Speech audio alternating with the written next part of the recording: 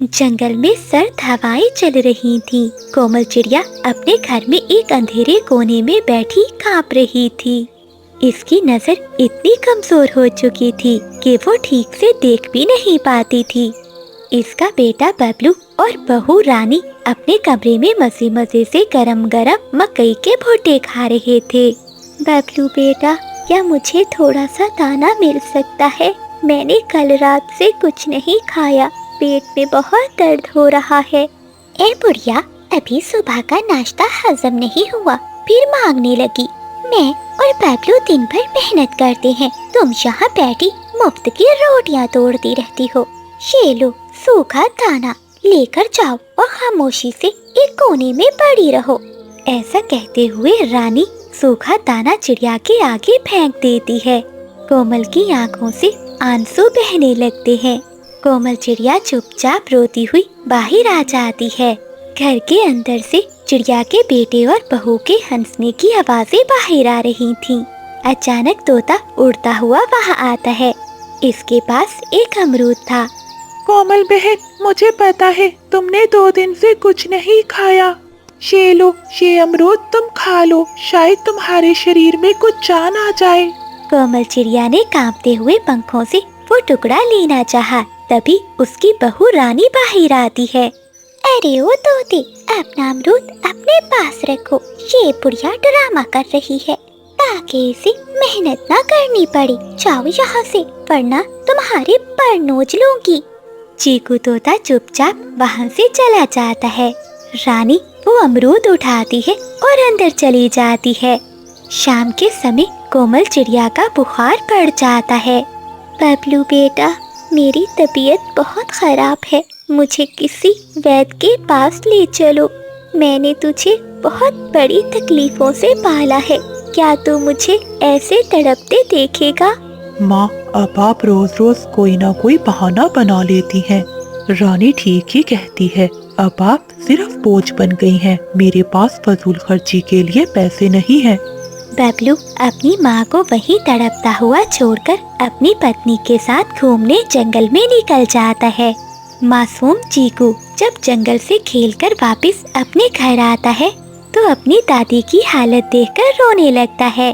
उसने अपने हिस्से का जो भोजन छुपा कर रखा था वो अपनी दादी को देने लगता है। दादू, आप ये भोजन खा लो, आप ठीक हो जाओगी। तभी रानी वहाँ आती है। वो भोजन उठाकर दूर फेंक देती है। खबरदार चीकू, अगर तुमने इस बुढ़िया को कुछ दिया, इसे भूखा रहने दो ताकि इसे एहसास हो मुफ्त का खाना कितना महंगा होता है। तभी जंगल का मौसम बदल जाता है और तेज बारिश शुरू हो जाती है। रानी चिड़िया अपनी सास का पंख पकड़ते हुए और घसीटते हुए उसे बाहर बारिश में फेंक देती है। आज की रात तुम बाहर रहो, शायद ठंडी हवा से तुम्हारा दिमाग ठिकाने आ जाए। ऐसा कहते हुए रानी घर के अंदर चली जाती है और दरवाजा बंद कर देती है। सारी रात कोमल चिड़िया बारिश और सर्दी में बाहर पड़ी रहती है। वो बेचारी अपने बेटे को आवाज़ें देती है, लेकिन बबलू अपनी माँ की आवाज़ नहीं सुनता और ना ही दरवाज़ा खोलता है। वो तो चुपचाप अपने घोंसले में सो जाता है। अगली सुबह हो जाती है। जब बबलू चिड़ा दरवाज़ा खोलकर बाहर आता है तो वो अपनी माँ को देखता है। कोमल चिड़िया की आंखें खुली थी और इनमें से जमे हुए आंसू अब भी बह रहे थे। इसके पर अब अकड़ चुके थे। वो अब इस दुनिया में नहीं रही थी। बाबा, दादू बोल क्यों नहीं रही?